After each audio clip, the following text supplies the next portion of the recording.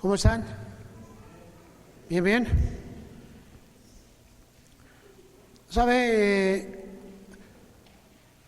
Se nos sigue avisando que hay problemas en cuanto a la pandemia, en cuanto a la enfermedad. Siguen habiendo avisos, sigue creciendo en algunos lados. Y bueno, estamos mirando un concepto real de diferentes cosas que estamos viviendo desde que se inició la pandemia. Gran parte de la iglesia se retrajo, se guardó, ¿verdad? Y ya no salió de su lugar de guarda y ahí se quedó. A raíz de todo esto empezamos a mirar la escritura en varios conceptos y miramos lo que es la palabra de Dios, donde dice: no dejes de congregarse. No dejemos de congregarnos como algunos tienen por costumbre, ¿verdad? Y la congregación es algo especial, porque nosotros como iglesia somos los que vamos a clamar, somos el medio, somos el recurso de Dios al mundo. Pero si nosotros nos olvidamos de esas circunstancias, seguramente podemos tener problemas, seguramente pueden pasar algunos daños. Y algunos de nosotros nos empecemos a deslizar. ¿Qué es un desliz? Bueno, que poco a poco vamos a ir enfriando nuestro corazón. Se va a ir apagando esa llama de Dios y poco a poco, no nos vamos a dar cuenta cuando estemos afuera. Siempre seguiremos gritando que estamos dentro, siempre seguiremos diciendo que pertenecemos, siempre seguiremos diciendo que ahí estamos, que no ha cambiado nada, pero nuestro ser ya no quiere regresar. Esto pues, hermano, es lo que yo quiero alertarte hoy en este tiempo tan difícil, un tiempo tan especial. Desde un principio, cuando Dios unificó el tabernáculo, después de haber caminado en el desierto 40 años, lo trajo a Jerusalén. Y ahí en Jerusalén se construyó el templo conocido como el Templo de Salomón, y tenía 3 grandes lugares. En especial, había muchos más, pero estaba distribuido en 3 grandes áreas. La primera era el patio, el atrio. Ahí se encontraba el altar de las ofrendas, todo el mundo llegaba y ofrendaba, y ahí se encontraba la gente que iba a glorificar a Dios. En la segunda área se encontraba el lugar santo. En ese lugar solamente entraban los sacerdotes, entraban la gente santa que tenía algo que hacer, tenía que desempeñarse en algo.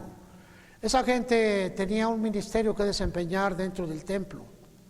Y más adentro, la siguiente área, una área muy pequeña, era llamado el lugar santísimo, el lugar donde se entregaba la adoración a Dios. No podía entrar cualquiera, no podía entrar. Esa área fue abierta por Jesucristo nuestro Señor para nosotros. Pero para poder entrar en esa área nosotros necesitamos estar en Jesús. Ahora, todo esto implica que conozcamos un poco más, que estemos atentos a todo ello. En el lugar del altar, ahí llegaba toda la gente y sacrificaba. A veces se quedaba a las enseñanzas, a veces se regresaba. Ahí cumplía solamente con el Shabbat o el día sábado, el día de reposo. Y le decían: Dios, ya cumplí, me regreso. Y se iban a su casa a seguir con sus actividades. Pero en el segundo sitio, el lugar santo, entraban los sacerdotes, los levitas, a ministrar. Usted está considerado como un sacerdote en ciernes, está considerado como un sacerdote en formación. Así que usted está en el lugar santo. En ese lugar en donde no solamente se conforme con entregar su ofrenda, sino va a entregar su adoración, va a entregar su formación y seguirá siendo formado al mismo tiempo. Así que miramos cómo el templo fue edificado, y había muchos judíos que por la lejanía no podían venir cada 8 días, cada 7 días, más bien dicho. Así que levantaron una similitud parecida que le llamaron sinagogas. Las sinagogas representan parroquias, templos, curatos, abadías, etc.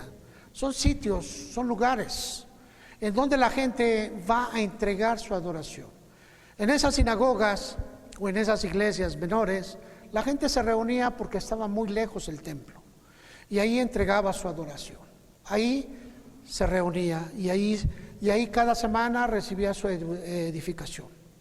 Cuando vino Cristo, la mayoría de la gente era judía y tenían que hacer exactamente lo mismo, ¿verdad? Si tenían alguna fiesta principal, pues iban a Jerusalén, pero si no había una fiesta principal, se quedaban en las sinagogas y en las sinagogas entregaban su adoración. Cuando vino Cristo, la iglesia cristiana, al no poder entrar en las sinagogas, porque no eran judíos, crearon las iglesias, los templos.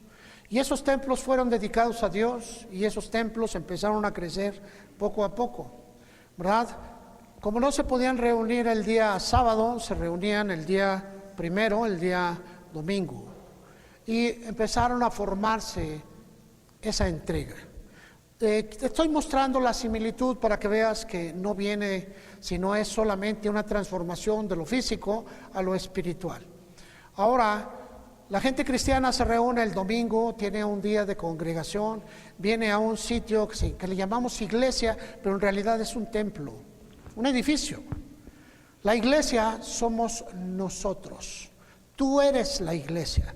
Así que si nos juntamos debajo de aquel árbol hasta allá del otro lado y nos vamos todos, nosotros somos la iglesia, ¿verdad? Hago esa aclaración.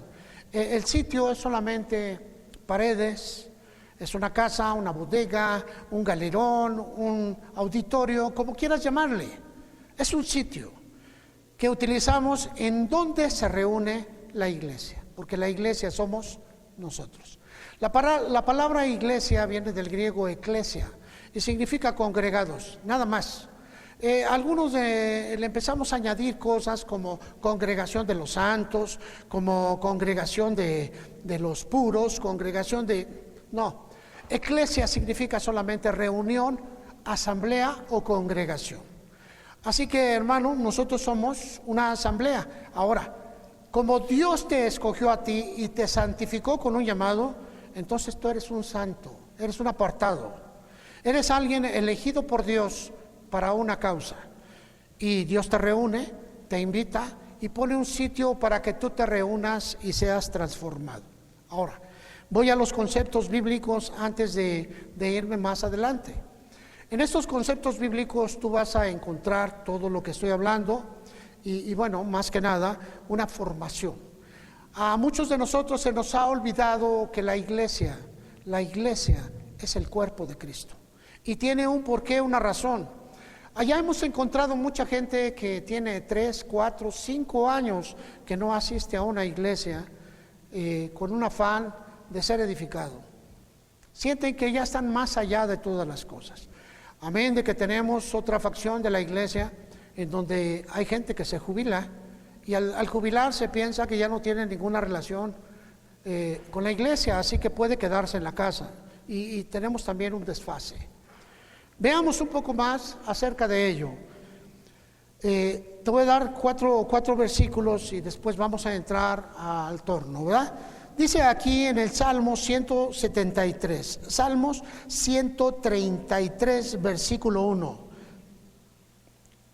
Es el Salmo de David y dice: mirad cuán bueno y cuán delicioso es habitar los hermanos juntos en armonía. Es como el buen óleo sobre la cabeza, el cual desciende sobre la barba de Aarón, y baja hasta el borde de sus vestiduras, como el rocío de Hermón que desciende sobre los montes de Sión, porque allí envía Jehová bendición y vida eterna. Ahora, quédate con esta última parte. Allí envía Jehová bendición y vida eterna. Es pues la unción sacerdotal. Toca la cabeza del sacerdote y escurre por todo el vestido, por todo el cuerpo, ¿verdad? Así que, hermano, tu función va a ser mirar, observar que el sacerdote que está al frente de la iglesia, el ministro, sea verdadero. Tú lo vas a escudriñar, lo vas a observar en su actuar, para que no sea un ciego guiando a otros ciegos. Esa responsabilidad va a ser tuya. La iglesia se convirtió como un centro de instrucción para los santos. Y tú, hermano, al estar siendo instruido constantemente, tienes la facultad de observar las cosas que son y las que no son. Y dice aquí que es bueno, es delicioso habitar los hermanos juntos en armonía. La armonía es la iglesia, es como una gran orquesta que va siendo instruida para grandes cosas. Y después dice, es como la buena unción que cae sobre el sacerdote y empieza a escurrir para alcanzar a todo el cuerpo. Y por último, allí, bajo esa unción, dice, envía Jehová bendición y vida eterna. Dos cosas que van a ser importantes dentro de toda nuestra congregación. El apóstol Pablo sabía que la vida eterna es como un grupo de vitaminas que se te está inyectando constantemente y tú vas fortaleciéndote. Pero no estás exento de enfermarte, no estás exento de ser golpeado, ¿verdad? En la manera que tú te encuentres cada vez más fuerte será tu crecimiento. Sigamos pues. En la iglesia también vamos a encontrar gente que van a usar la iglesia. Y dice el Señor, salgan de allí, pueblo mío. Esa gente va a utilizar la iglesia, se va a asumir como dueños de ella. Encontramos allí a los diótrefes que se manifiestan para consolidarse sobre el control de la iglesia. Les prohíben, les ordenan, les estorban, los amenazan, los excomulgan, etcétera. Y tenemos una iglesia codependiente, una iglesia lastimada, una iglesia formada por los golpes y también equivocada. Tenemos la iglesia abandonada, la iglesia que está siendo dirigida solamente por miembros de la iglesia, porque no hay miembros pastorales. No se ha levantado el ministerio pastoral porque hay un grupo de personas que estorban la manifestación del pastor. Así que el control lo ejerce un grupo que ha sido llamado un presbiterio, un grupo de ancianos, un comité, etcétera. Y por último, ¿verdad? Tenemos la iglesia apóstata, la iglesia que se ha salido del cauce y va cayendo. A esta iglesia, la iglesia es la iglesia de los vomitados, la iglesia que quizás se congregue, quizás no. En Apocalipsis capítulo 3, Apocalipsis capítulo 3, versículo 15, dice aquí acerca de una iglesia, ¿verdad? La iglesia de la Odisea. Yo conozco tus obras, que ni eres frío ni caliente.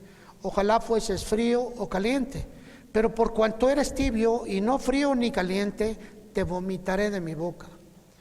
Existen dos maneras de sacar lo que está en tu cuerpo y lo que está en tu cuerpo que te está dañando. La primera de ellas es execrar. Cuando tú execras, puedes tener una enfermedad que nosotros conocemos como diarrea y te está produciendo una infección y tus intestinos se empiezan a contraerse hasta expulsar. A esta función se le llama execrar. Execrar abarca todo, pero manifesté esta parte para que tengas una mayor dimensionalidad de las cosas, ¿verdad? Es la manera de que nosotros sacamos todo lo que no sirve de nuestro cuerpo a manera de heces. Execramos heces, las sacamos de nuestro cuerpo. Y la otra manera de sacar lo que te daña, lo que no está bien, es vomitarlo. Y una de las cosas que dice el Señor aquí, está hablando a una iglesia, le dice, conozco tus obras, no eres frío ni caliente, eres tibio y te voy a vomitar. A veces pensamos cómo se vomita una persona, ¿verdad? ¿Cómo encontramos una persona vomitada? Y podíamos pensar infinidad de cosas acerca de una persona vomitada, ¿verdad? Podíamos pensar que sale alguien llena de suciedad. No, hermano. Dice la Escritura en Romanos capítulo 1, la manera en cómo Dios vomita a los cristianos que no tienen lugar y que no cambian. Dice la Escritura, Romanos 1:24, ¿sí?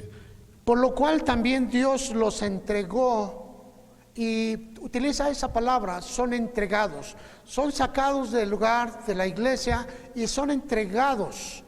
En el versículo 24 dice que somos entregados a los deseos sucios que hemos guardado dentro de nuestro corazón. Yo no sé qué tipo de deseos sucios guardes o manejes en tu corazón, en tu mente y los tengas todo el tiempo. Aquí dice la Escritura que habla de la suciedad y de la inmundicia en los deseos. Son deseos sucios. Yo no sé qué tipo de deseos sucios tengas.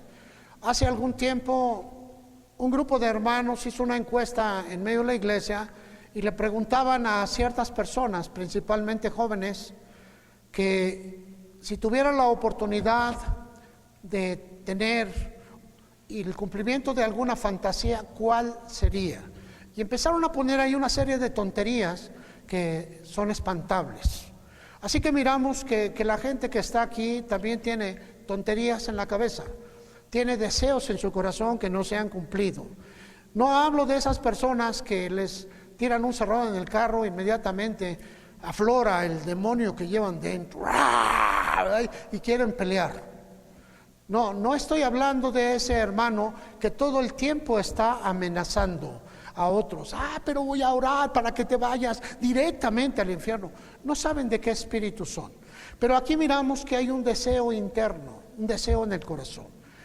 Esos van a ser vomitados si no cambian. Dice la Escritura que Dios los entrega, los saca del cuerpo entregándolos a sus propios deseos. Segundo, versículo 26.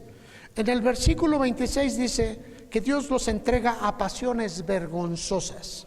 Y aquí puede subrayar pasiones que causan pena, que son de vergüenza. Entre esto vamos a encontrar un apasionamiento quizá por el juego, por las cartas, por el licor, por los vicios. Un apasionamiento por algo que no es bueno, causa vergüenza, ¿verdad? Dice la Escritura que son pasiones vergonzosas. La pasión es un fuego que arde dentro de ti y entonces, dado de que es sentimental, te llena.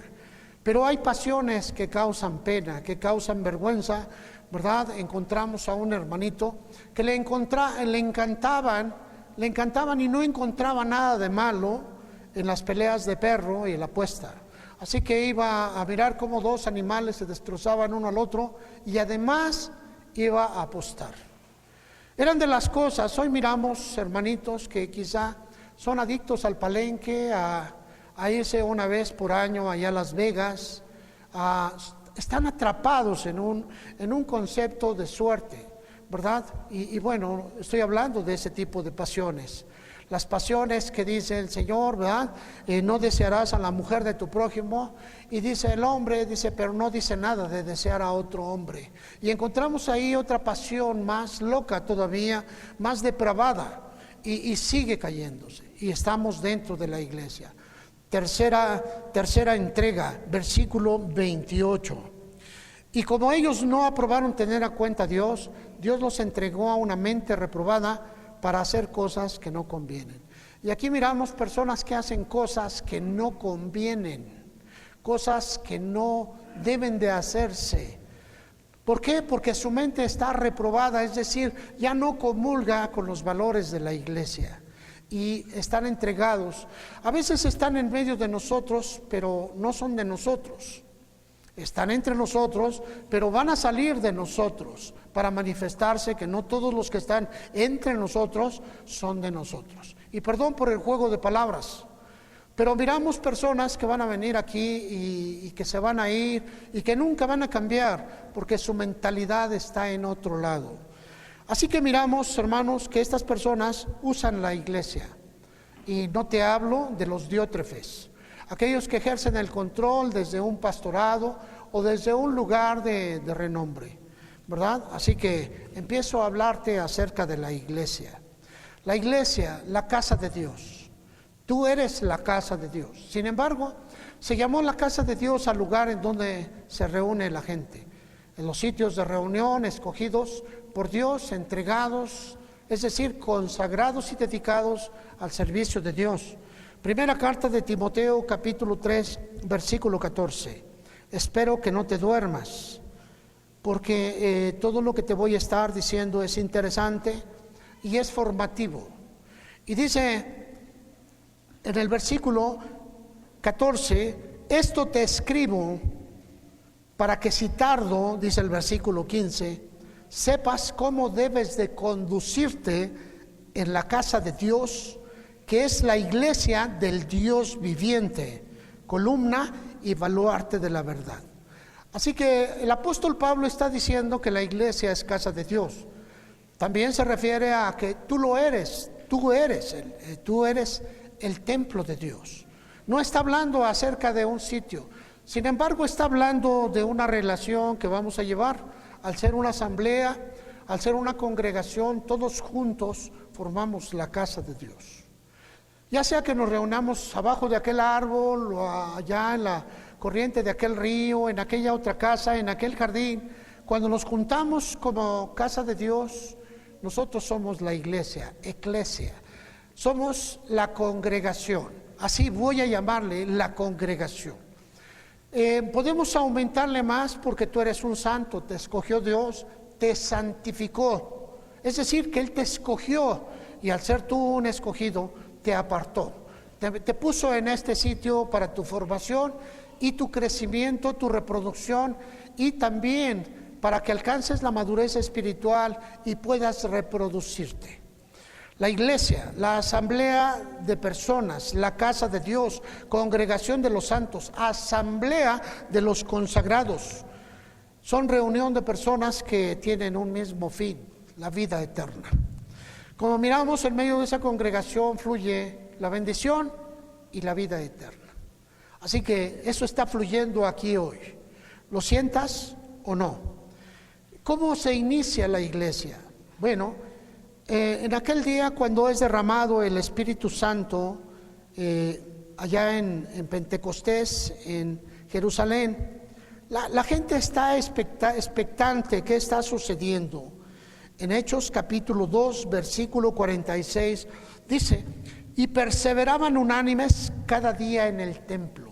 Ellos iban al templo cada día, diario. Tenían tiempos de oración, tenían tiempos de escrutinio de la Escritura, iban y venían porque habían entregado su corazón. Y dice la Escritura, quizá para todos no era posible porque vivían lejos del templo. Y los que no eran judíos no les permitían la entrada del templo. Entonces se establecen un sitio de reunión. Perseveraban unánimes cada día en el templo, partiendo el pan en las casas, comían juntos con alegría y sencillez de corazón, alabando a Dios y teniendo favor con todo el pueblo.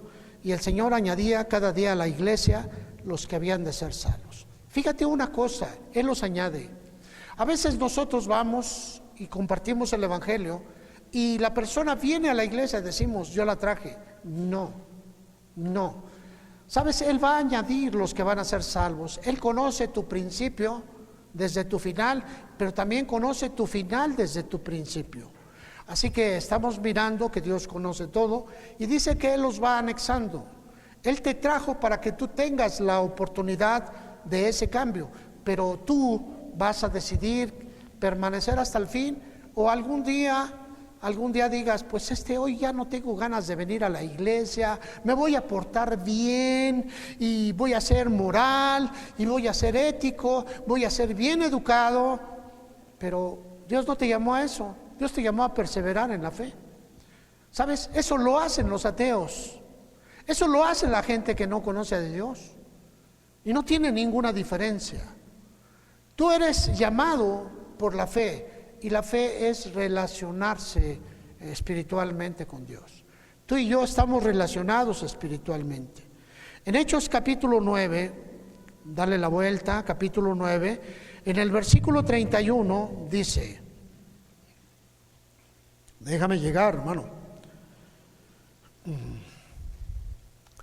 Entonces las iglesias tenían paz por toda Judea, Galilea y Samaria, y eran edificadas, andando en el temor del Señor, y se acrecentaban fortalecidas por el Espíritu Santo.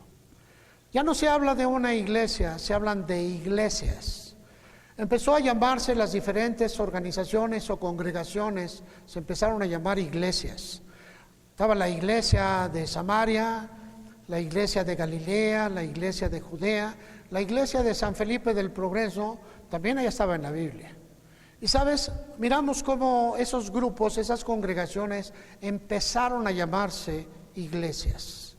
¿Por qué? Porque eran reuniones. Y dentro de todo ello dice la Escritura que perseveraban cada día. Eran perseverantes en la Escritura. Tenían reuniones en las casas, ¿verdad? Se buscaban. Ahora, aquí en la iglesia, ¿verdad? Conocíamos al hermanito que se sienta hasta allá y le decimos, oye hermanito, ¿cómo estás? Y decía, pues bien, pero fíjate que me quedé sin trabajo. Y como todos estábamos juntos, mirábamos por esa persona que no tenía trabajo y empezábamos a fortalecerle en su espíritu y también en sus gastos. Quizá usted no lo sabe, hermano, pero aquí hacemos eso. No levantamos bandera en todo esto, pero cada vez que algún hermano, cuando nosotros sabemos que está sin trabajo, les hacemos un apoyo, a veces semanal, a manera de que primero sea un apoyo y no sea un fomento a la flojera y pueda buscar un trabajo. También cuando están pasando malos tiempos, enfermedades, dolencias, también como iglesia estamos atentos a todo ello. Hemos podido observar desde el pago de la renta hasta el pago de un sepelio, como iglesia. Ahora, ¿por qué no se los estoy diciendo? Porque ustedes están aportando. Cuando usted aporta, nos da esas armas para poder hacerlo. El día que no exista todo eso, le voy a venir a decir, hermano, usted tiene que aportar porque necesitamos sacar del hoyo al hermano, a la hermana, al hermano, etcétera. ¿Sí? Pero prefiero no decirlos porque a veces esto es como avergonzar a un hermano y a veces no toda la iglesia está en la misma identidad y decimos, ay, ¿cómo van a sostener al flojote ese que ni busca y que yo lo he visto? Y empezamos a tener problemas. Por esa razón, es una cuestión que solamente tenemos aquí en el corazón y lo manifestamos con los más maduros. Otra de las cosas que vemos aquí dice que las iglesias tenían paz, había paz, y el Espíritu Santo las acrecentaba. Fíjese que era el Espíritu Santo, los dones y talentos empezaban a trabajar y las iglesias empezaban a crecer. No era producto de varias cosas, ¿no? Como una predicación intuitiva en donde usted va y busca 10 y los trae a su casa y esos 10 tienen que traer a otros 10 y esos 10, bueno, dado de que el 10 no es un número oficial religioso, son 12. Así que tiene que traer a 12 y ese 12 tiene que traer otros 12 y de repente tenemos una explosión. Pero no es así, esa fue una pirámide comercial que nació hace mucho tiempo, allá en Europa, me parece que fue en Alemania, y empezó a trasladarse, después la tomó un grupo cristiano en diferentes partes del mundo, pero el que más la acrecentaron fueron en Colombia, en el grupo de los 12, y bueno, hoy tenemos unas iglesias, pero andan todo el tiempo así como forzando y se toma un control sobre los 12 que cada quien, porque tú tienes a 12 bajo tu responsabilidad y no puedes soltarlo porque al mismo tiempo tú tienes a alguien que junto con otros te tiene encima. Los 12 por los 12 por los 12. Y miramos aquí que no es una obra del Espíritu Santo, sino es una obra física, una obra tecnológica, una obra del marketing que se metió a la iglesia, como muchas otras más estamos mirando. La iglesia es el cuerpo de Cristo y tiene un concepto, tiene ciertas características. Efesios capítulo 4, versículo 1. Y el apóstol Pablo escribe aquí, dice, yo pues, preso en el Señor, les ruego que anden como es digno de la vocación con que fueron llamados. Tiene que haber una vocación. Y la vocación es una entrega, es una pasión por ello.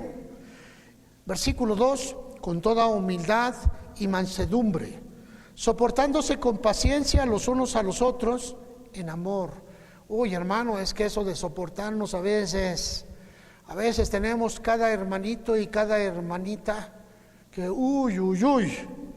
solícitos en guardar la unidad del Espíritu en el vínculo de la paz, un cuerpo y un espíritu, como fueron también llamados en una misma esperanza de vuestra vocación, un Señor, una fe, un bautismo, un Dios y Padre de todos, el cual es sobre todos y por todos y en todos. Vemos aquí las características del cuerpo, la iglesia, un solo espíritu, ¿verdad? Así que usted puede llegar, no, pues hermano, pues que a mí me gusta más esto. Quizá entonces tú tienes un espíritu diferente. El resto de la iglesia va caminando con el espíritu que se les va mostrando, que se les va impulsando. Y bueno, tu labor es verificar que salga todo de la palabra de Dios y que tenga un porqué, que tenga una razón, ¿verdad? Dice la Escritura, la unidad del Espíritu en el vínculo de la paz. No vas a estar aquí por fuerza, no vas a estar aquí en un control. Dice la Escritura que fuiste llamado en medio de una vocación. ¿Quieres estar aquí? Bueno, pues perfecto, ¿verdad? Intégrate, sé parte de la iglesia. Yo no puedo obligarte a que tú vengas y saludes a aquel hermano, aun cuando tú estás viendo que tus pastores somos de saludar a todos, que tus pastores somos de dar el abrazo. ¿Por qué? Porque es una parte primordial de la manifestación del amor, ¿verdad? Aún en este tiempo que tenemos tanto cuidado, sí, hermano, ¿tienes dudas? Pues flétate un cubrebocas más fuerte, ¿verdad? Cuídate, vacúnate, haz todo lo que tengas, pero trata de hacer lo que Dios te dice. ¿Por qué razón te digo que trates, hermano? Porque el miedo se ha metido tan fuerte que a veces miramos a los hermanos como apestados. Ay, no te me acerques, hermano, porque fuchi, ¿verdad? Estás infectado, se me puede pegar. Pero eso ha sido siempre. Sí, ha sido siempre, es producto de un alto egoísmo que tenemos manifestado en el corazón y que solamente la congregación nos va a ir quitando. Mirad cuán bueno y cuán delicioso es habitar los hermanos juntos en armonía. Es un deseo de encuadrarse en el gran concierto. No te van a poner ahí porque tú eres, tú vas a ir buscando cuál es el lugar que tienes. Eso se llama armonía. Veamos un poco más. En Efesios 3:20, regresa un poquito y dice aquí lo siguiente: y aquel que es poderoso para hacer todas las cosas mucho más abundantemente de lo que pedimos o entendemos, según el poder que actúa en nosotros, a Él sea gloria en la iglesia, en Cristo Jesús, por todas las edades, por los siglos, en los siglos. Amén. La iglesia, entonces, la reunión de los santos, establece un altar donde tú vienes a tributar sacrificios de alabanza que confiesan su nombre. Aquí dice, a Él sea la gloria, ¿en dónde? Versículo 21. A Él sea la gloria, ¿en dónde? En la iglesia. Así que usted viene aquí a tributarle la gloria al Señor a través de la adoración. Fruto de labios que confiesa su nombre, reconocemos sus obras en nosotros, glorificamos su presencia en cada parte de nuestra vida, en nuestros hogares, en nuestro trabajo. Y aun cuando a veces somos convidados a venir, hermano, ven a testificar, decimos, pues no, creo que Dios no ha hecho nada. Claro que ha hecho, estás vivo. Claro que te ha guardado de peligros, de circunstancias. Claro que te ha guardado en tu trabajo. Claro que te ha guardado libre de enfermedades y de dolencias. Claro que tu familia está en plena armonía porque tú estás en armonía con Dios. A Él sea la gloria en la iglesia. Así que tú vienes en la iglesia y hace un momento tuviste la forma de ofrendar y también de pagar tus diezmos. La ofrenda se hace por dos causas. Una, la ofrenda por el pecado, tus faltas. Está tipificado en la ley. Dos, la ofrenda de paz o la ofrenda de acción de gracias. Estas dos ofrendas se traían comúnmente y eran entregadas en el altar. Pero existía otra tercera que era el pago de los diezmos, el pago de la cubierta sacerdotal. Tú pagas por tener un sacerdote, tú pagas el salario de un sacerdote o pagas el salario de... Dios lo especificó así, tú le entregas los diezmos a Dios y Dios los define para uso sacerdotal. Esos gastos que tú haces del rango sacerdotal son utilizados para cubrir los gastos de la iglesia. Acabas de escuchar la manera en cómo se ocupan en esta iglesia y seguiremos ocupándola. Nos has dado margen de poder ayudar inclusive a otros pastores que no son tan afortunados de tener gente como tú. Hay otros pastores que trabajan arduamente y muchas veces pasan terribles males y tenemos la fortuna también de apoyarlos. Efesios capítulo 5, versículo 23.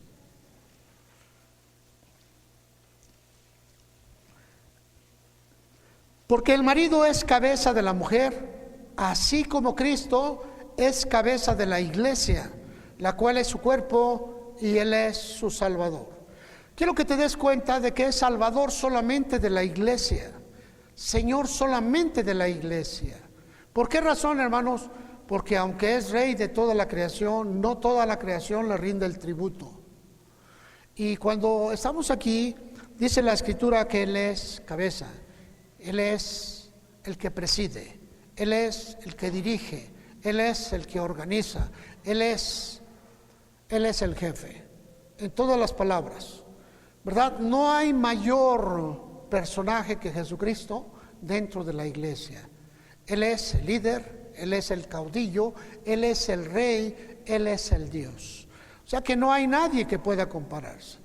Por eso es la razón de que muchas personas se desvían cuando rompen su relación con Cristo y empiezan a tener problemas, ¿verdad? La iglesia entonces se convierte en Jesús. La iglesia es Jesús con la misión de Jesús, hablando como Jesús.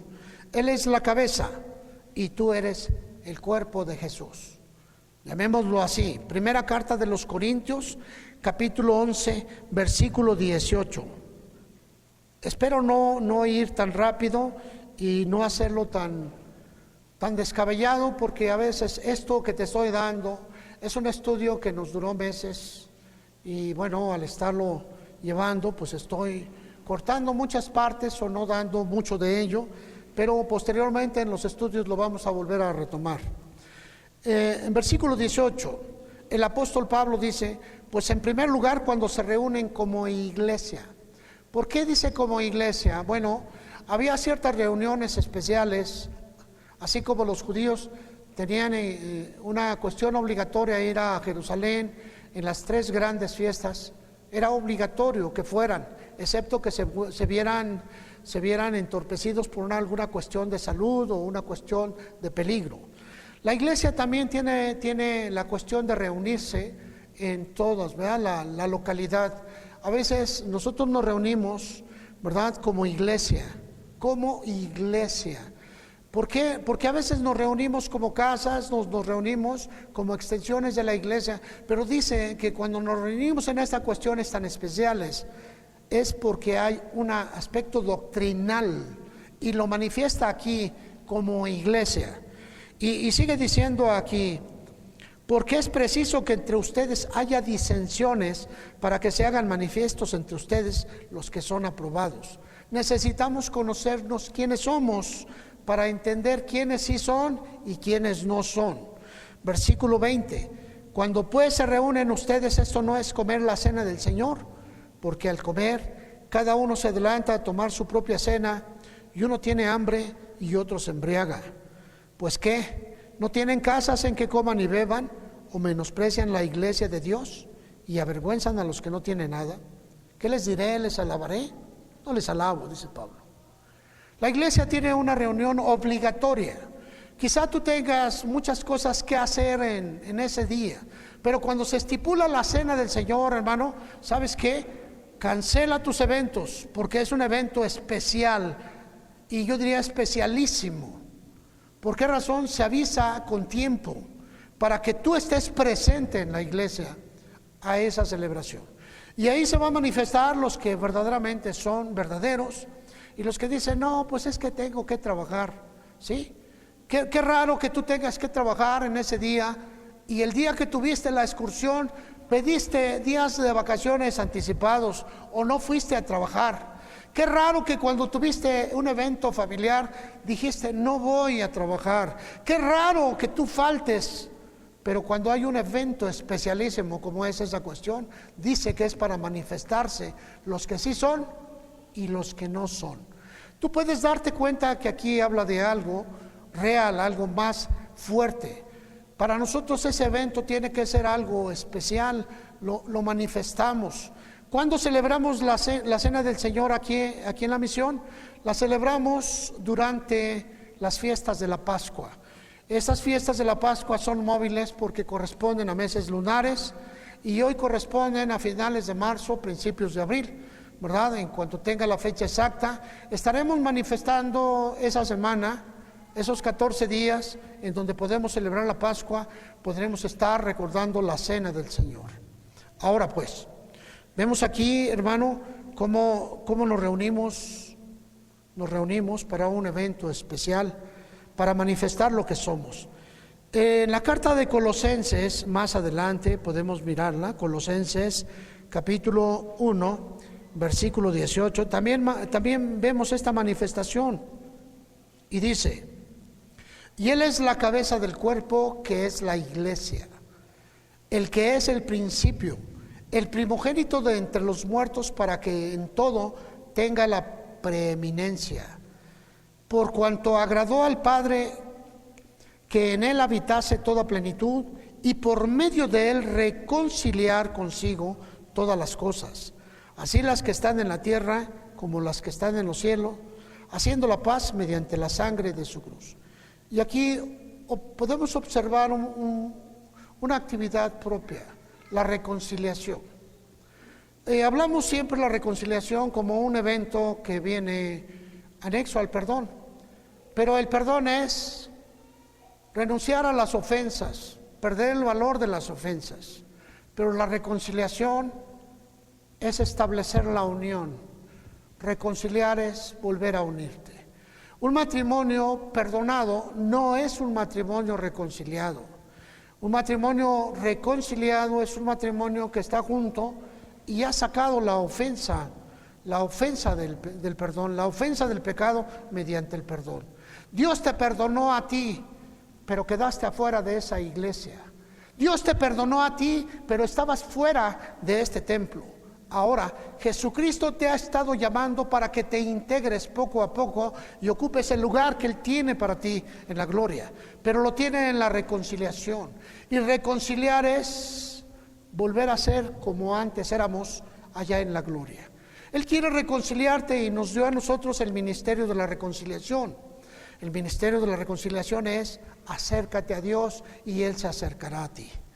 Se van acercando uno al otro hasta que se funden, hasta que somos uno con Dios. Esa es la reconciliación. A veces nosotros hablamos de reconciliar a alguien que fue perdonado. No, hermano. Quiero que te imagines a un matrimonio, cualquiera que este sea, y hubo faltas en medio de ellos. También ponle la falta que quieras, ¿verdad? Son traídos al pastorado y una vez que el pastorado habla con ambos deciden perdonarse. Hermano, fíjate que hubo una falta así y así y asado, pero hemos decidido perdonar. Así que volteas al varón y le dices: varón, ¿perdonas a esta mujer? Y dice: sí, la perdono. Mujer, ¿perdonas a este varón? Sí, lo perdono. Ya están perdonados, pero hay una brecha, hay una barrera en medio, que es la irreconciliación. Ahora, esa barrera tiene que ser reconciliada. Tiene que volverse a cerrar esa separación poco a poco hasta que vuelvan a ser lo que eran antes. Eso se le llama reconciliación. Reconciliar es poner en cero, de acuerdo a los conceptos contables. Efesios capítulo 4, versículo 11 se nos dice la manera de reconciliarnos, entrenarnos, llevarnos y transformarnos. Jesús dice: y Él mismo constituyó a unos apóstoles, a otros profetas, a otros evangelistas, a otros pastores y maestros. Cada uno de estos ministerios nos convertimos en maestros didácticos para poder enseñar, para poder inducir, para poder instruir, para poder inducir a cada uno de ustedes y llevarlos a una dimensión completamente diferente. Ahora, dice la Escritura, a fin de perfeccionar a los santos para la obra del ministerio. Mi labor es prepararte porque quizá Dios hable a tu corazón y tú pases de ser un simple ayudante de la iglesia, un diácono, a convertirte en un ministro de Dios por el llamado que Dios hace a tu corazón. Para la edificación del cuerpo de Cristo, hasta que todos lleguemos a la unidad de la fe y del conocimiento del Hijo de Dios, a un varón perfecto, a la medida de la estatura de la plenitud de Cristo. La palabra perfecto habla de madurez, para que ya no seamos niños fluctuantes, llevados por doquiera de todo viento de doctrina, por estratagema de hombres que para engañar emplean con astucia las artimañas del error, sino que siguiendo la verdad del amor, crezcamos en todo, en aquel que es la cabeza, esto es, en Cristo. Crezcamos en la iglesia, crezcamos en Cristo. Eso pues es el crecimiento. Y encontramos tres tipos de cristianos: los niños que actúan tal, ¿verdad? Esos niños van a estar allí. Después tenemos los carnales. Los carnales son personas que conocen, pero su carne es más fuerte que su convicción. Y el tercero, los espirituales. Así que la iglesia está buscando a cada uno de ellos. ¿Por qué? Porque aquí se manifiesta su crecimiento. Versículo 16, de quien todo el cuerpo bien concertado y unido entre sí por todas las coyunturas que se ayudan mutuamente, según la actividad propia de cada miembro, recibe su crecimiento para ir edificándose en amor. Y aquí tenemos el único concepto obligatorio, llamémoslo de esta manera, que en realidad no lo es: el amor. El amor es lo único que nos va a obligar a venir, a asistir, a transformarnos. El amor es lo único que hace que cambiemos. Recuerda que estamos batallando con un espíritu egoísta, un espíritu de vanagloria, un espíritu diabólico. Y ese espíritu diabólico nos quiere hacer entender que somos nosotros y el mundo. Yo y el resto del mundo. Primero yo, después yo y al último yo. Los aplausos son para mí, la gloria es para mí. De alguna forma el enemigo quiere que tú los manifiestes. Así que entre más pequeño seas, buscarás más tu propia gloria. Mientras más carnal seas, buscarás más tu propio orgullo y tu propia vanagloria. Pero cuando tú eres espiritual, percibirás cosas que el resto no va a percibir. Primera carta de los Corintios, capítulo 12. Espero que no te canses, hermano. Voy corriendo, como te dije, es una cuestión muy extensa. Primera carta de los Corintios, capítulo 12, versículo 12. Y bueno, aquí te dice todas las características que tiene el cuerpo: oído, manos, pies, etcétera. Y dice: porque así como en el cuerpo es uno y tiene muchos miembros, pero todos los miembros del cuerpo, siendo muchos, son un solo cuerpo, así también Cristo. Podemos ubicar a Cristo como un gran corporativo, ¿verdad? Todos pertenecemos a ese corporativo con diferentes funciones, con diferentes actividades. Y dice la Escritura, ¿verdad? Algunos pues vamos a perder nuestra esencia de lo que somos. Es que yo soy ingeniero, no, pues yo soy abogado, no, pues yo soy licenciado. No, aquí eres un hijo de Dios en servicio, eres un hermano, porque por un solo espíritu fuimos todos bautizados en un cuerpo, sean judíos o griegos, esclavos o libres, hombres y mujeres, y a todos se nos dio a beber de un mismo espíritu. Además, el cuerpo no es un solo miembro, sino muchos, ¿verdad? Y aquí nos dice que tenemos diferentes actividades. Versículo 18. Mas ahora Dios ha colocado los miembros, cada uno en ellos, en el cuerpo, como Él quiso. Tú no vas a escoger, hermano. Dios te va a elegir. Porque si todos fueran un solo miembro, ¿dónde estaría el cuerpo? Pero ahora son muchos los miembros, pero el cuerpo es uno solo. Ni el ojo puede decir a la mano, no te necesito, ni tampoco la cabeza a los pies, no tengo necesidad de ustedes.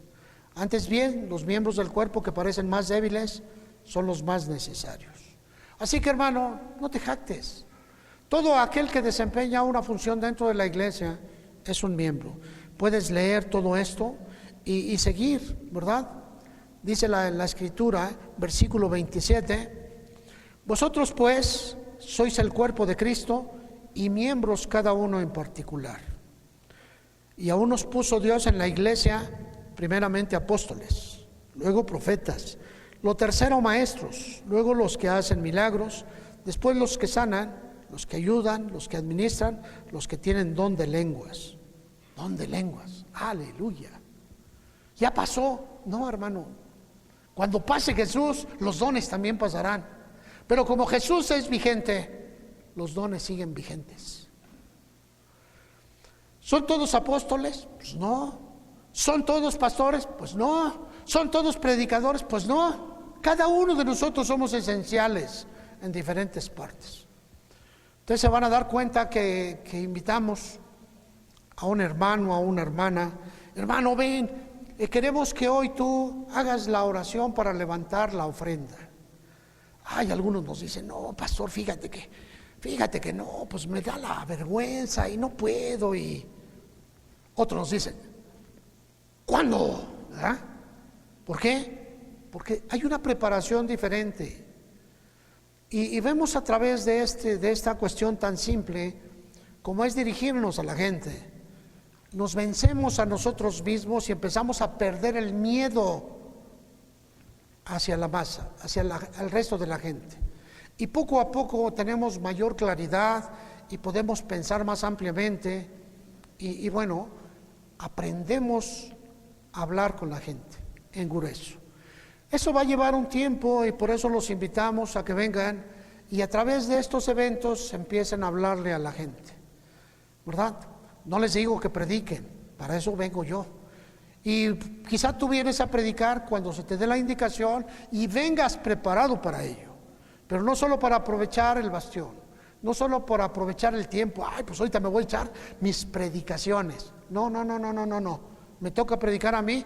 Cuando te toque predicar a ti, entonces tú vas a prepararte, tú vas a buscar la dirección de Dios y tú vas a externarlo. Hágase todo con orden. Así que vemos aquí cómo cada uno de nosotros vamos a tener algo que hacer en la iglesia. Tú eres una persona en preparación.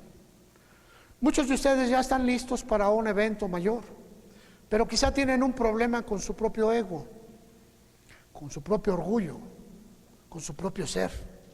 Algunos de ustedes no quieren tener un grado menor y reconocerse que estamos propensos a fallar. Entonces tenemos una lucha interior. La iglesia está creando en ti un hombre nuevo, en donde tus valores son espirituales, en donde tu fuerza es tu relación con Jesucristo, tu relación con Dios. Entonces a través de la fe tú empiezas a cambiar, a ser transformado hasta que se manifiesta en ti esa persona que hablando con la unción sacerdotal está profetizando. Y empezamos a mirar que Dios está usando a una persona en la profecía, está usando a otro en el amor, está usando a otro en la organización, a otro en la administración, a otro. Y empezamos a ver que la iglesia está concertada, está en armonía, trabajando. Y esto es pues, hermano, lo que Dios quiere hacer contigo. Nosotros tenemos actividades propias del cuerpo, actividades que estamos desempeñando, pero viene otra cuestión, al final la dejé, que es la membresía. Hay personas que vienen y se nos alejan mucho tiempo y vuelven a regresar, y vienen y van, y vienen y van. Hay personas que son miembros, pero ¿cómo sabes si tú eres miembro o no? Ya sé. Es que le dices, pastor, yo quiero pertenecer y te voy a dar una hoja de membresía. Eres el miembro número 584 de la Iglesia Misión Jesucristo y lo sellamos con el sello pastoral y lo metemos al archivo. No. Eres miembro, primero, porque sabes que tú fuiste apartado por Dios. Él te trajo a su corazón y tú quieres estar en el corazón de Jesús. Fíjate lo que digo. Cuando esto sucede, tú vas a cambiar. vas a ser renovado. En la primera carta de los Corintios, capítulo 10, versículo 16, encontramos un aspecto que se llama la comunión de los santos. La copa de bendición que bendecimos no es la comunión de la sangre de Cristo, y el pan que partimos no es la comunión del cuerpo de Cristo, y un aspecto en común es la misma búsqueda. Somos comunes, estamos en la comunión, tenemos esa relación espiritual que se llama comunión. Estamos abrazados por el mismo Espíritu, el mismo bautismo, el mismo Señor, la misma dimensión de gloria. ¿Sabes? Eres hombre, eres mujer, eres profesionista, no lo eres, no importa, tienes el mismo Espíritu. Y es a través de ese mismo Espíritu, conforme tú vas siendo transformado, vas siendo levantado, porque Dios te está reconciliando. Quiero pues, hermano, que veas que hay muchas personas que hoy dicen: no voy a la iglesia. Hermano, ¿cuántos años tienes que no vas a la iglesia? Pues tengo como 5 años, voy a los eventos, a veces hay un compromiso social y pues voy, pero no, dime a dónde perteneces, quién es tu pastor, cuál es tu iglesia, en dónde estás reconcentrado, quién es el responsable de tu alma. Ay, no, me dijo un día un hermano: yo tengo 70 pastores. Está bien, ¿y quién de ellos es responsable de tu alma? Todos. No, le digo, te equivocas. Aquí dice el Señor varias cosas en donde te reconoce como responsabilidad de un pastor. También te dice que no dejes de congregarte. Nos enseña que es aquí donde vamos a recibir ese impulso. Yo sé que hay mucha obra social allá afuera. Sé que hay personas que se dedican a esa obra social, pero también quiero decirte que hay mucha gente atea que tiene obra social a veces mejor que nosotros y no son cristianos. A mí esa gente no me interesa, quizás solamente por la ayuda. 2 mandamientos de amor. Primer mandamiento: amarás al Señor tu Dios por sobre todas las cosas, con todas tus fuerzas, con toda tu mente, con todo tu ser. Segundo mandamiento: amarás a tu prójimo como a ti mismo. Segundo acto de amor es para tu propia vida, porque de nada te sirve que ames al prójimo y le des toda tu riqueza y tú te pierdas. Tienes que amarte a ti mismo para poder amar al prójimo. Son 3 eventos, solo que a veces el segundo mandamiento no lo repartimos. Y hay mucha gente que ama a Dios. Es que amar a Dios es guardar sus mandamientos. Sus mandamientos es que estés en el cuerpo. Su mandamiento es que no te pierdas. Su mandamiento es que no abandones, que no desertes. El mandamiento es permanecer hasta el fin para encontrar la salvación. Y voy a darte Romanos capítulo 12. Espérame nada más 3 pasajes. Romanos 12, versículo 4, y dice: porque de la manera que en un cuerpo tenemos muchos miembros, pero no todos los miembros tienen la misma función, así nosotros, siendo muchos, somos un cuerpo en Cristo, y todos miembros los unos de los otros. Somos miembros los unos de los otros. ¿Sabes, hermano? Tu carne es mi carne, tu espíritu es mi espíritu. Tus necesidades son mis necesidades, tu alegría es mi alegría, tu tristeza es mi tristeza, porque somos miembros los unos de los otros. Hermano, es que yo no lo he visto. Precisamente no te has dado cuenta del gran llamado que Dios ha hecho en tu vida. Y muchos hemos abandonado la iglesia y hoy parece que tenemos el pretexto idóneo para no asistir a la congregación. Parece que tenemos el permiso por parte de Dios para no acercarnos a la iglesia. Es que no puedo ir, pastor. Pero sí puedes ir a otro lado, sí puedes asistir a otro lado. ¿No te es importante la reunión de la iglesia? No te importa entonces tu relación con Cristo. De manera que teniendo diferentes dones, según la gracia que nos es dada, úsese conforme al grado de fe. Tienes que usar los dones que Dios te dio. Estos dones que son de crecimiento aquí en la iglesia: profecía, dice la Escritura, enseñanza, servicio. Versículo 6. Según la gracia que nos es dada, si el de profecía, úsese conforme a la medida de la fe, o si de servicio, en servir; el que enseña, en la enseñanza; el que exhorta, en la exhortación; el que reparte, con liberalidad; el que preside, con solicitud; y el que hace misericordia, con alegría. ¿Te das cuenta? Puro amor. Entonces aquí estamos siendo entrenados, porque quizá alguno de ustedes que ha servido en la logística de la iglesia, aquel que ha venido a limpiar una silla, a lavar un baño, a echarle un brochazo de pintura, está preparándose para dirigir a una iglesia, está aprendiendo a amar lo que Dios puso en sus manos. ¿Sabes? Porque aquí no te habla de profetizar. Toma la palabra y exhorta, levanta el ánimo, enseña. Tenemos allá arriba enseñando a unos niños. Y sabes, hermano, quisiera que la iglesia estuviera toda junta para volver a retomar la enseñanza a nuestros jóvenes, a nuestros adolescentes, a esos jovencitos que hoy la sociedad los señala como millennials, que no tienen valores espirituales. Así dicen de esos millennials.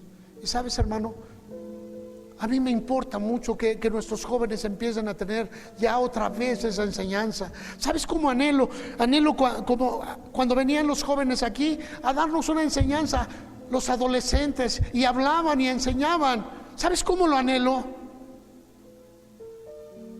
Pero hoy no nos ha sido posible. Pero va a llegar el tiempo. Hebreos capítulo 10.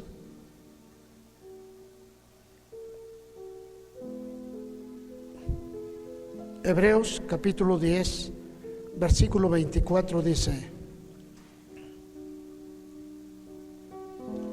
considerémonos unos a otros para estimularnos al amor y a las buenas obras, no dejando de congregarnos como algunos tienen por costumbre, sino exhortándonos, y tanto más cuando ven que aquel día se acerca.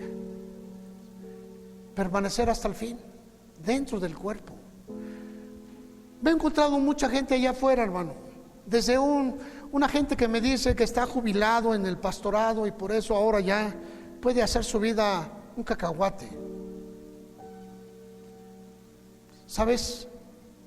Los levitas podían servir hasta los 50 años y después eran llevados a servir en su tierra.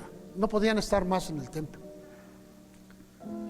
Pero cuando vino Jesús, dijo que su sacerdote es inmutable y permanece para siempre. El sacerdocio de Jesucristo no se jubila. Cuando Él llama a alguien, es para siempre. No se acaba el tiempo. Ay, es que ya el pastor ya está chochito, vamos a jubilarlo, ¿no? No se jubila. Cuando ya llegue el tiempo de que el pastor no pueda, se lo llevará Dios. O sea, se acabó. Él sabrá cuándo, sabrá cómo. Pero dice aquí que no dejemos de congregarnos como algunos tienen por costumbre. ¿Sabes? Encontré una palabra que se llama deslizar. Y dice que algunos se van a deslizar. Y la palabra deslizar es que parece que van caminando, pero van para atrás.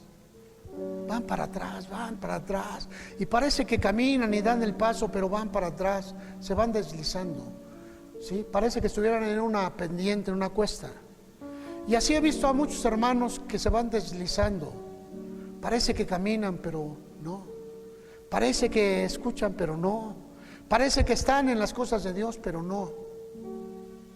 Y voy a cerrar con este otro pasaje. La Escritura dice que en Jeremías que Dios trajo pastores conforme a tu corazón.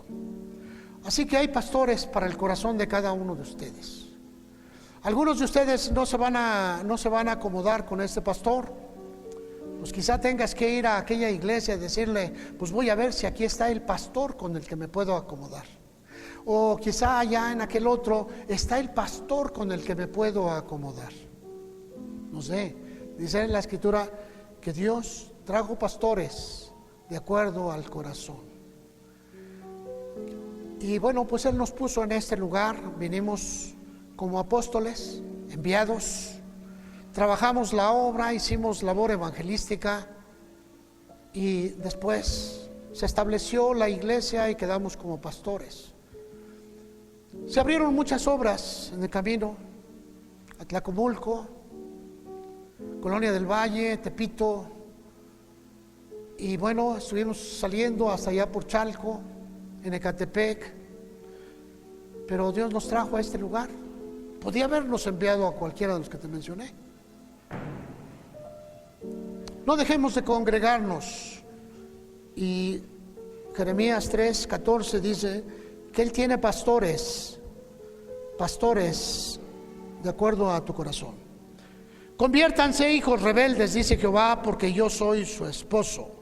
Y les tomaré 1 de cada ciudad y 2 de cada familia, y les introduciré en Sión. Ese es el arrebatamiento. Y les daré pastores según mi corazón, que les apacienten con ciencia y con inteligencia. Es la palabra de Dios. Y cierro con esto. Algunos de ustedes saben lo que son las luchas pastorales. Algunos ni se las imaginan. Aquí en la iglesia tenemos reclamos de gente de la iglesia que no entiende la palabra. Algunos quieren que se les visite más seguido, otros no quieren que se les importune, y a veces es difícil determinar quién quiere qué, ¿verdad? No vienen a la iglesia, pero piden que se les visite. No están establecidos en la iglesia, pero piden que vaya uno a verlos, porque invitaron a alguien. Tenemos a veces ese tipo de luchas. O como aquellos que vienen y me dicen: pastor, quiero que vaya a dirigir el sepelio de mi primo. ¿Y quién es tu primo? Pues es que es de la iglesia fulana. Pues que vaya el pastor de la iglesia donde él se congregaba y que lo entregue a la tierra. Y entonces me convierto en un ogro. A nosotros nos ha dado responsabilidades el Señor. Dice Hebreos 13:17, y cierro: obedezcan a sus pastores y sujétense, porque ellos velan por sus almas y porque han de dar cuenta de ellas. ¿Sabes, hermano? Quizá no fuese tan problemático si tú me dijeras: ay, pues ya me ofendí y ya me voy. Sí, pero Dios me va a llamar la atención a mí, porque tú te vas. Así que yo voy a ir buscándote hasta que quede bien establecido que tú te vas por tu soberbia, que tú te vas por tu altivez, por tu arrogancia, pero no por falta de amor del pastor. Y te vas a dar cuenta del peso de la iglesia. ¿Sabes, hermano? La iglesia trae bendición y vida eterna. La vida eterna es como un sorbito de agua que bebes hoy, otro, y poco a poco la vida eterna está caminando en ti. Poco a poco te estás transformando. Esa agua que estás bebiendo de vida eterna empieza a regenerar tu espíritu. Aquellas cosas que te lastiman se van y aparecen cosas nuevas. Ya no eres el cobarde. Ahora eres una persona osada, intrépida, fuerte. ¿Quién lo hizo? La eternidad que estás bebiendo. ¿Quién te levanta como rey y sacerdote? El agua que estás bebiendo está transformando todo tu ser. Y sabes, aquí en la iglesia tienes todo. Por eso cuando hay personas que dicen: yo no necesito ir a la iglesia, el Señor es mi pastor, te equivocas completamente. El cuerpo, los miembros de la iglesia tienen una sociedad con Dios mediante la fe. La membresía implica que tú tienes una relación con el cuerpo. Hermano, todo esto es parte de la iglesia. Traté de resumirlo lo más posible, porque hay gente que se está equivocando hoy en este tiempo y se está quedando allá afuera. Gente que ya no asiste a la iglesia, o gente que siente que porque un día hizo una oración ya es cristiano. No, si no ha tomado el agua de vida eterna que se derrama en la iglesia constantemente, entonces quizá tenga un engaño en su corazón. Y lamentablemente muchos hemos pugnado por eso. Gente floja, gente tibia, gente que fue entregada a su propio deseo. ¿Eso quieres? Eso ten. Así que, hermano, esfuércese, porque el tiempo se acerca y los que permanecen hasta el fin serán salvos. Póngase de pie, hermano, y dele un fuerte aplauso al Señor. Aleluya.